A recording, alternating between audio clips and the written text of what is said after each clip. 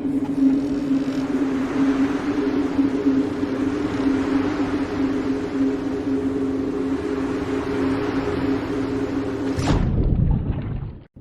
everyone to the Moisky News for October the 27th, 2021. Today, you may have noticed from the title, we're going to talk about something that will have undoubtedly gotten this video demonetized, but is in fact a statement quote-ish kind of thing from Priti Patel.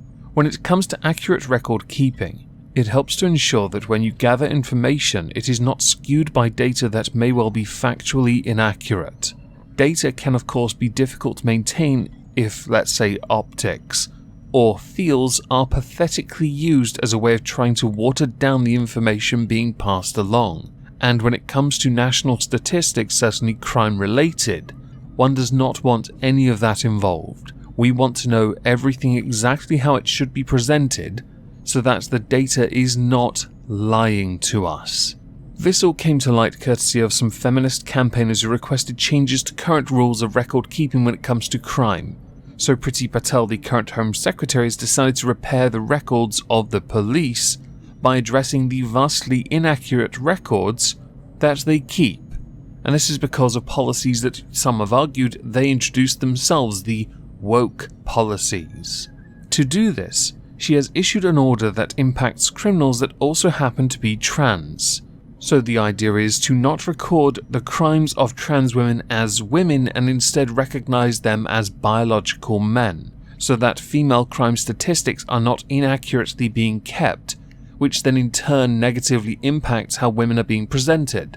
I'm rolling my eyes as I say that. I wonder if anyone noticed.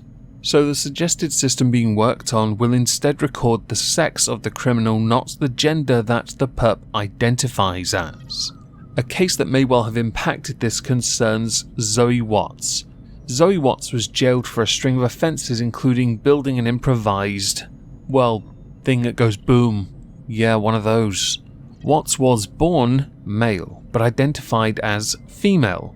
The Lincolnshire police recorded the crime as being committed by a woman, meaning that women appear in the national female crime figures as domestic terrorists. But research suggests that statistics on traditionally male crimes such as assault are being skewed because of current practice. That's a quote from an article, not my opinion. I have opinions on this, we'll get to it in a moment. Under UK law, only a male can commit assault. But analysis by Professor Alice Sullivan of the University College London shows that between 2012 and 2018 a total of 436 people prosecuted for assault were recorded as women. The thing here is, and if this by the way influenced the decision to change the rules, I'm going to poke it because I find some holes in this reasoning. Firstly, under UK law, only men can commit the crime of assault. Yes, I've had others appear in comments on my main channel saying, but that's not true. That is entirely true. All scenarios that CPS recognise concern men being the assailant, the attacker, the perp. There are two things missing in all scenarios: forcible envelopment and made to penetrate. These are something that men's rights activists have been pushing for years, because they are not recognised, yet men are victims of this crime. You recognise it as such with a total of 436 people being prosecuted. Your implication, because of the way the article has been framed, is that all of them are trans, and therefore all of them are men. Therefore, man bad. See what I mean?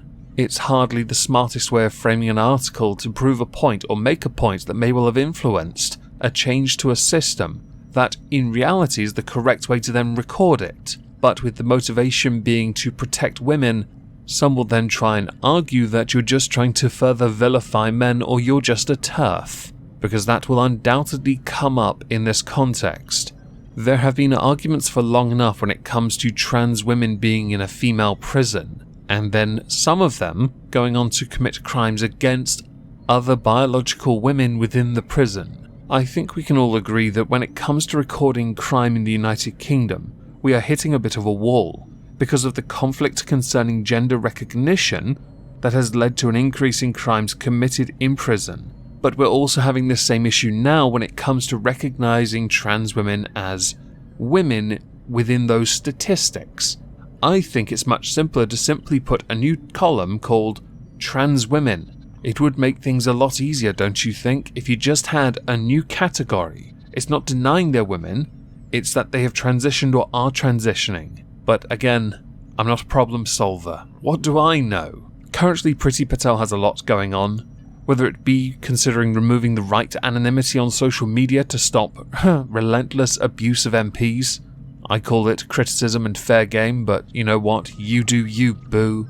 This might also be connected with the fact of a recent murder of an MP, which has also led to her considering getting additional police protection for politicians, which there is some validity to considering what happened recently. She's also involved in current, let's say, briefings concerning needling, or the spike in needling. No pun intended, it's a rather interesting crime that's been popping up and increasing, something which is 100% unacceptable. But for the sake of it, I will keep you updated with this, because I'm interested to see how they proceed and push forward with it.